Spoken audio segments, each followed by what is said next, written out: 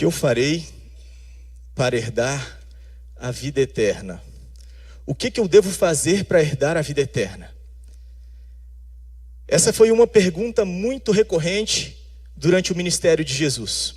Durante os dias em que Jesus esteve aqui na terra, pregando o evangelho, pregando a verdade de Deus, diversas pessoas procuraram Jesus, dirigindo a ele esta pergunta: o que eu devo fazer para herdar a vida eterna? Domingo passado, quem esteve aqui viu o pastor Fábio pregando a respeito do jovem rico, como ele é conhecido. E ele vem a Jesus com essa pergunta, ele diz: bom mestre, o que eu tenho que fazer para herdar a vida eterna? Porque essa é uma pergunta que reflete a inquietação de qualquer ser humano. Qualquer ser humano não lida bem com a morte. Ninguém consegue lidar bem com a morte. Nós vivemos dias em que as pessoas tentam calar esse clamor no nosso coração. Correntes de pensamento, correntes filosóficas, o ateísmo, o existencialismo, que diz que a vida é esse absurdo, que não existe nada depois da morte, que a vida é só isso mesmo, somos simplesmente frutos do acaso, da evolução das espécies. E a gente fica tentando colocar sentido na vida, mas isso não existe.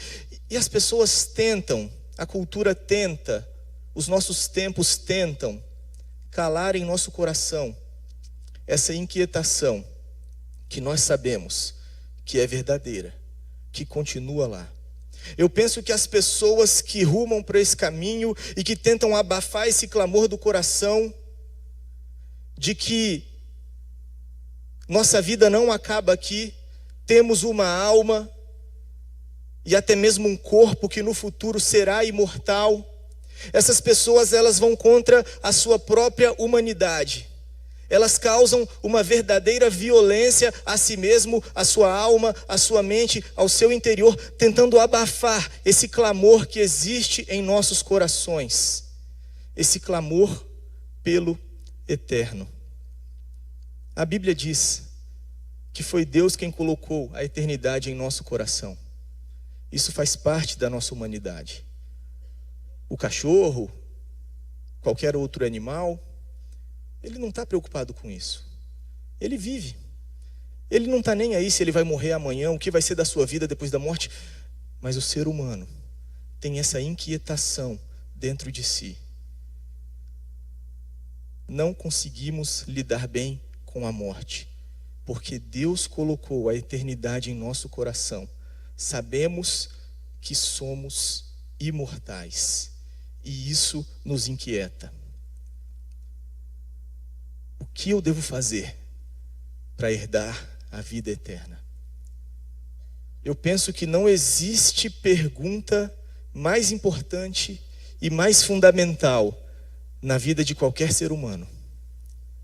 Um ser humano que ainda não refletiu seriamente, profundamente sobre essa pergunta, ele ainda não começou a viver de verdade.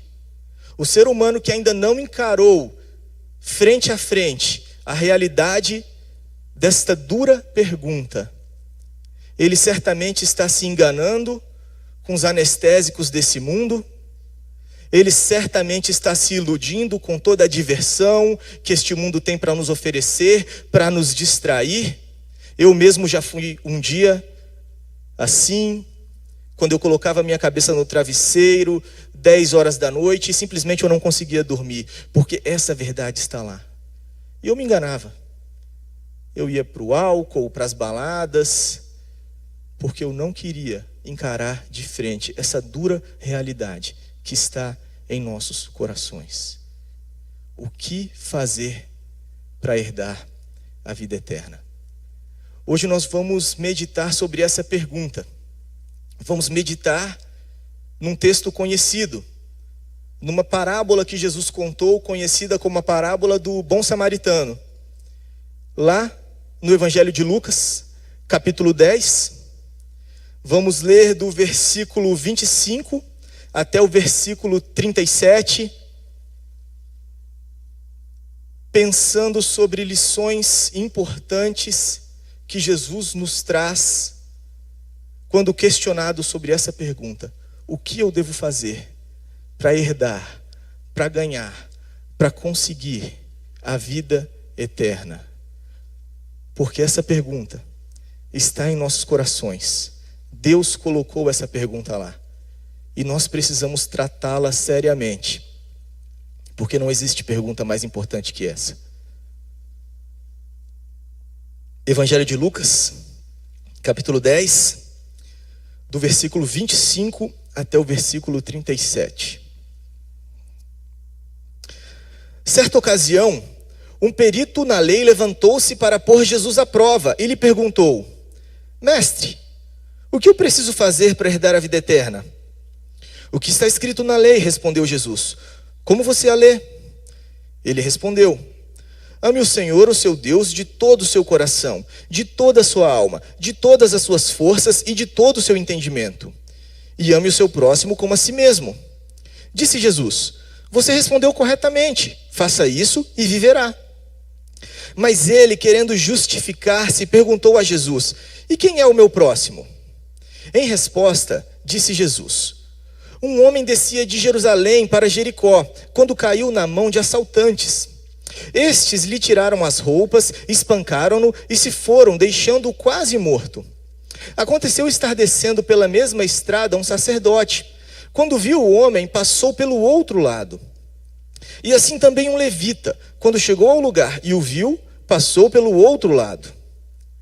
Mas um samaritano, estando de viagem, chegou onde se encontrava o homem, e quando o viu, teve piedade dele. Aproximou-se, enfaixou-lhe as feridas, derramando nela vinho e óleo. Depois colocou-o sobre o seu próprio animal, levou-o para uma hospedaria e cuidou dele. No dia seguinte, deu 2 denários ao hospedeiro e lhe disse: cuide dele. Quando eu voltar, lhe pagarei todas as despesas que você tiver. Qual desses 3 você acha que foi o próximo do homem que caiu na mão dos assaltantes? Aquele que teve misericórdia dele, respondeu o perito na lei. Jesus lhe disse: vá e faça o mesmo. Essa parábola, essa conhecida parábola, que só existe aqui no Evangelho de Lucas, é uma parábola, uma história, uma ilustração que Jesus conta respondendo à pergunta deste homem: o que fazer para herdar a vida eterna? E daqui nós tiramos importantes lições.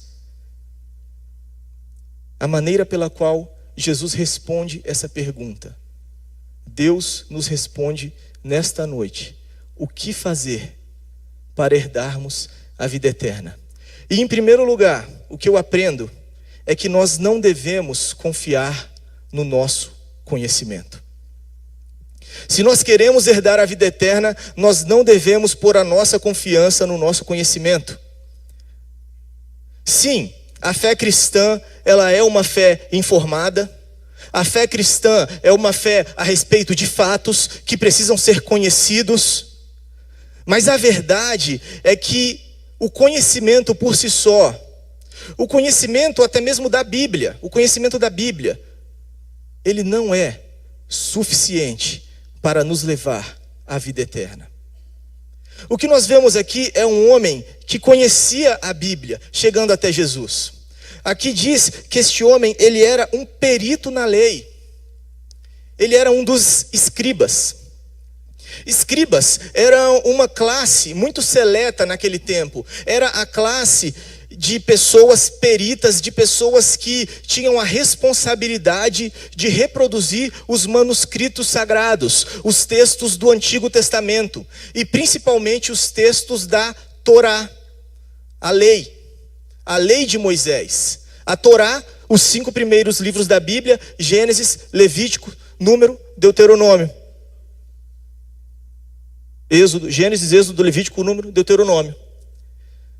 Os livros que falavam da aliança especial de Deus com o seu povo. E os escribas eram esses que eram os maiores conhecedores da lei. Então não era um homem qualquer. E aqui diz que ele se levantou para pôr Jesus à prova. A ideia desse verbo aqui, que ele se levantou, é que ele tinha uma intenção planejada, pré-concebida, e intencionalmente ele vai até Jesus. Isso quer dizer que esse homem, ele gastou o seu esforço, ele gastou a sua imaginação, ele gastou o seu pensamento com o seguinte propósito: como eu vou pegar este homem, Jesus, em alguma contradição? Como que eu vou lançar uma pegadinha que este homem finalmente vai cair? E ele vem com toda a sua hipocrisia, com toda a sua dissimulação e diz: mestre, o que eu devo fazer para herdar a vida eterna? Uma pergunta aparentemente sincera, uma pergunta que todos nós de fato devemos fazer. E Jesus devolve para ele essa pergunta. Jesus diz: você é perito da lei. O que você acha? Como você lê a lei? Como você interpreta o que está escrito na lei? E este homem responde a Jesus. Ele diz: ame ao Senhor de todo o seu coração, com todas as suas forças, com toda a sua alma, com toda a sua mente. E ame o seu próximo como a ti mesmo. Ele respondeu corretamente. O próprio Jesus, quando uma vez foi questionado sobre qual era o maior do mandamento, Jesus falou: são 2. E respondeu exatamente como este homem. Exatamente como este homem. Então o que nós vemos aqui é que o problema deste homem não era conhecimento. O conhecimento deste homem estava correto. Se fosse aplicada uma prova a ele, era nota 10. Este homem, ele tinha um conhecimento ortodoxo, o conhecimento adequado, o conhecimento correto a respeito da Bíblia. Ele responde corretamente. E nós vemos que o conhecimento por si só, ele não é suficiente para nos conduzir à vida eterna.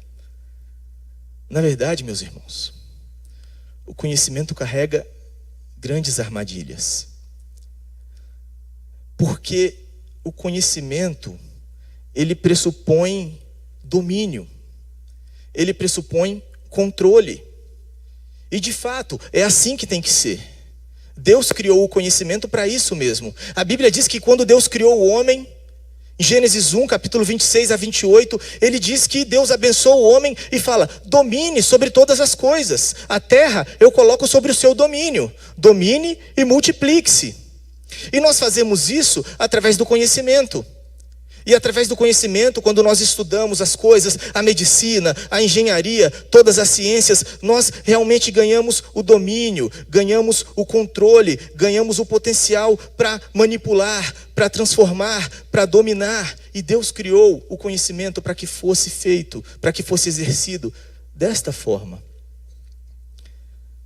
Mas quando se trata do conhecimento de Deus, do conhecimento da palavra de Deus, nós não podemos tratar o conhecimento desta forma.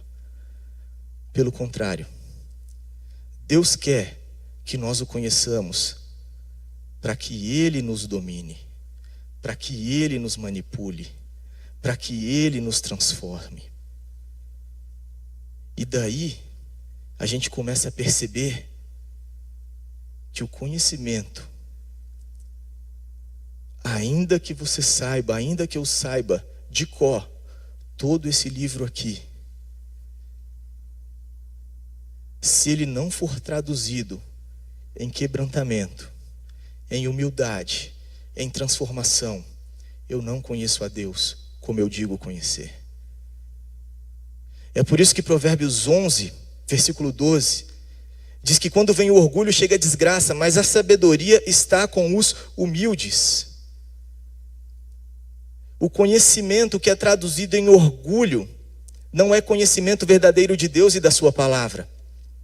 Se o conhecimento ele não for traduzido em quebrantamento, em transformação, em humildade diante de Deus, ele não serve para nada. E este homem, ele estava cheio de orgulho. Este homem, ele se achava um grande perito como ele realmente era, e ele chega ao ponto de querer colocar Jesus à prova. Ele não aceitava se curvar diante do mestre, embora ele o chamasse de mestre. Certas vezes, isso acontece até com alguma frequência, quando vamos conversar com alguém que está distante do Senhor, quando alguém que já caminhou na igreja, mas ficou distante, e você está conversando com aquela pessoa, e chega um ponto que aquela pessoa diz: não fala mais nada, eu já sei disso tudo. E frequentemente nós temos que dizer: você não sabe de nada. Porque se o conhecimento que nós dizemos ter não se traduz em transformação, ele não vale de nada. Conhecimento de Deus e da sua palavra é traduzido em atitudes, é comprovado pelas atitudes, jamais pelo nosso cérebro, jamais pela quantidade de informação que nós conseguimos reter. Este homem estava se enganando. Ele achava que estava perto de Deus porque tinha muito conhecimento intelectual, e isso não valia de nada. Será que muitas vezes nós não nos enganamos da mesma forma? Será que muitas vezes nós dizemos: sou crente velho, já estou na igreja?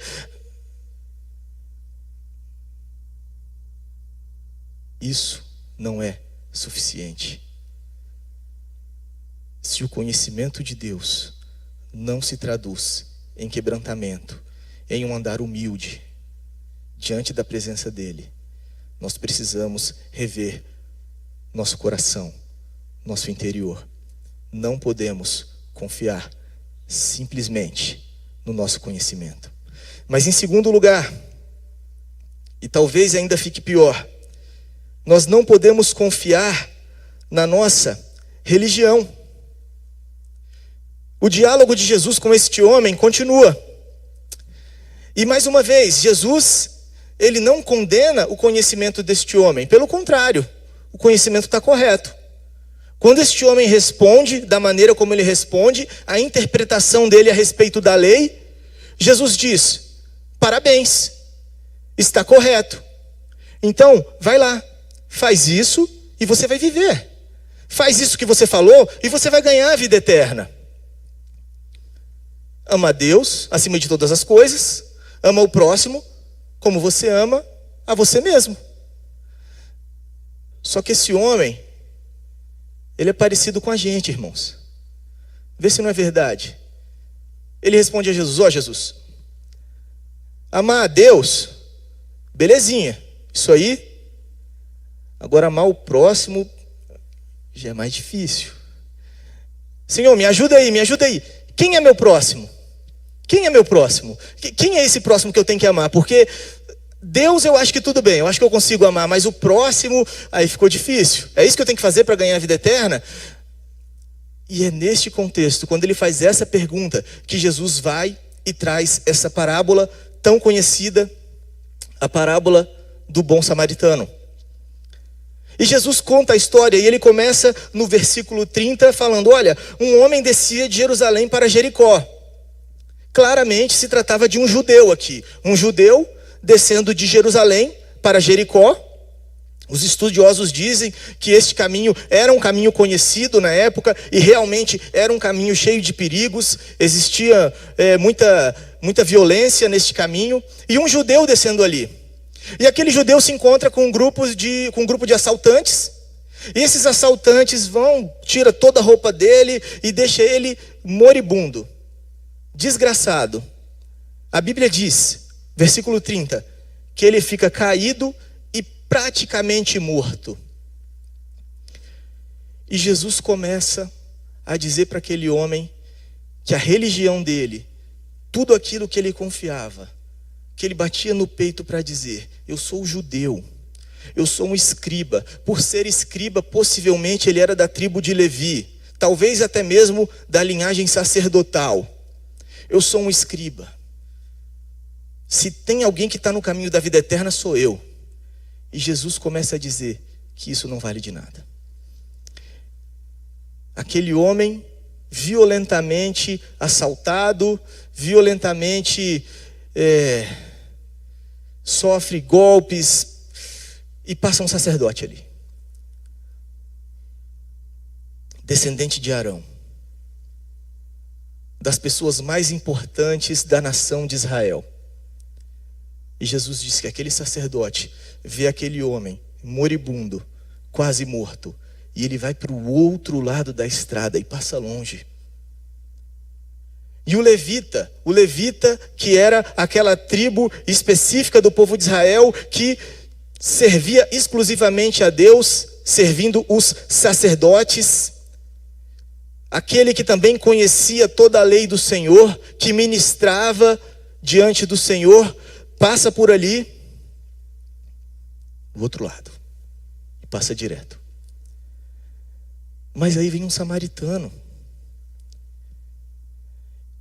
E o samaritano era inimigo do judeu.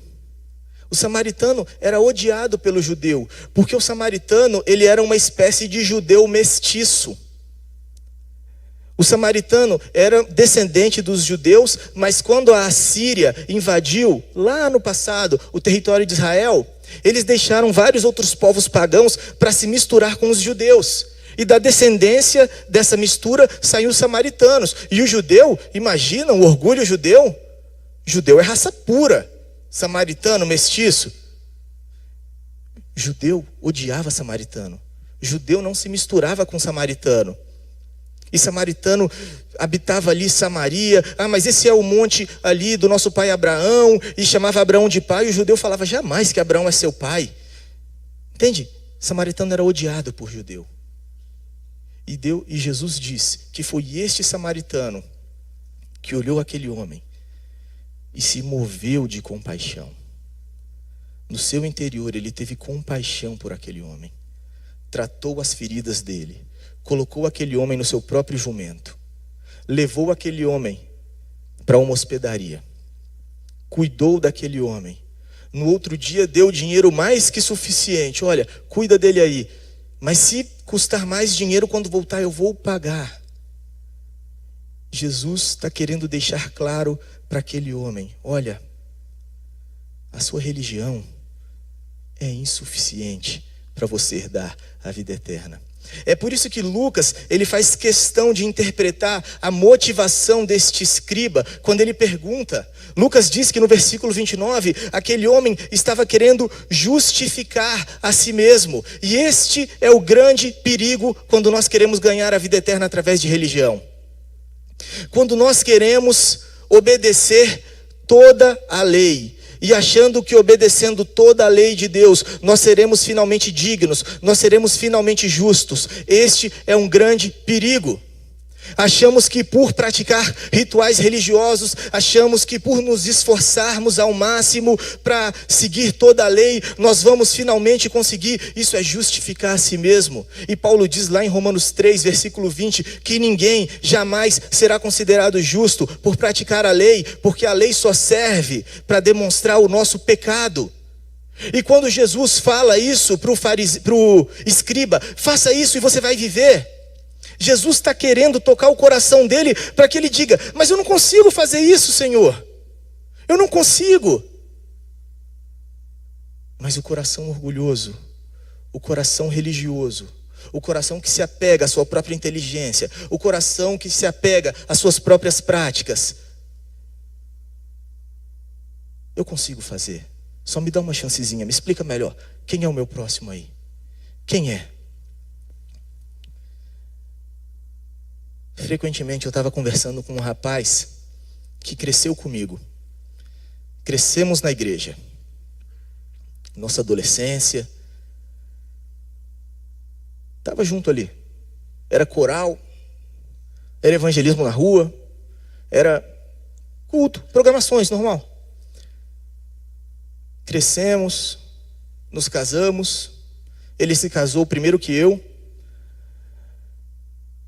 Teve filhos. E recentemente abandonou a igreja, abandonou a fé. E eu fui conversar com ele.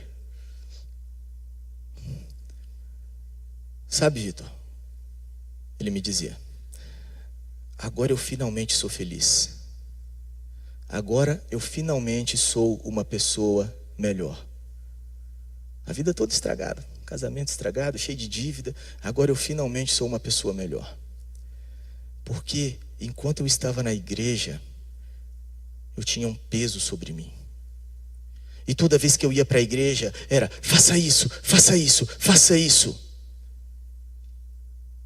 E chegou uma hora que eu não consegui. E eu falei com ele: você quer dizer que durante todo esse tempo que você esteve na igreja, era isso que estava no seu coração? Era isso que estava no meu coração. E em vários aspectos, já viveu uma vida dupla, obviamente, enquanto estava na igreja. Uma vida escondida. Falei com ele: se é isso mesmo, eu acho que você nunca conheceu a graça. Você certamente nunca conheceu a graça de Deus. Você colocou sobre você um peso que Jesus nunca colocou. O que Jesus queria era simplesmente um coração quebrado, arrependido na presença dele. Mas você tentou viver a sua santidade na sua carne, nas suas forças, no seu orgulho. Como que você carregou isso tanto tempo? Você nunca pediu ajuda a ninguém, você nunca falou nada. Você gostava de ser admirado pelas pessoas porque você era um grande cristão, enfim. A obediência exterior, a religião, qualquer que seja, é incapaz de nos levar à vida eterna. E só produz orgulho, só produz tristeza. E no longo prazo, mais cedo ou mais tarde, isso se torna insustentável. Somente a graça de Deus tem o poder para nos santificar e nos fazer permanecer em Cristo. E é isso que nos leva para a última lição de Jesus. Se queremos herdar a vida eterna, precisamos confiar exclusivamente em Jesus. Não é na nossa inteligência, não é na nossa religião. É interessante como que Jesus ele inverte a lógica para onde estava caminhando essa parábola. Porque este homem pergunta para Jesus: tá, como é que eu vou fazer então para conseguir a vida eterna? Meu coração clama por isso. Eu sei que quando esta vida que acaba, isso não é o bastante. Eu sei que existe uma questão que eu preciso lidar. Legal, você sabe os mandamentos? Sei. Ame a Deus, ame o próximo. Quem é o meu próximo? Essa é a pergunta. E Jesus conta essa parábola. E a maneira como essa parábola caminha, ela me faz pensar, e talvez faça você pensar também, que Jesus está dando um exemplo de amor ao próximo que nós temos que seguir. E nós conseguimos olhar para essa parábola e ver: legal, é o samaritano. Então eu entendi, Jesus, eu tenho que ser como o samaritano. Mas este homem pergunta para Jesus: quem é o meu próximo? E Jesus responde a ele com outra pergunta, uma pergunta retórica, uma pergunta que ele certamente sabia a resposta. Jesus, quem é o meu próximo?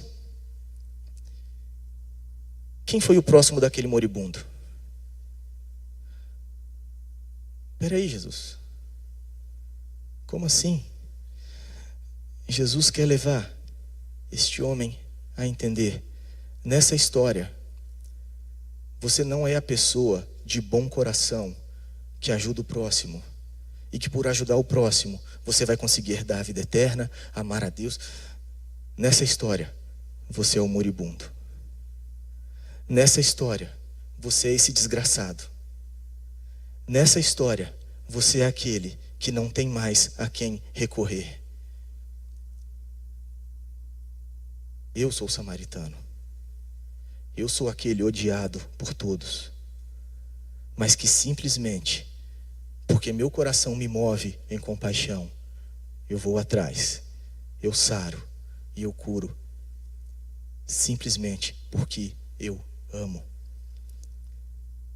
Se nós vamos herdar a vida eterna, em primeiro lugar, precisamos reconhecer quem nós somos.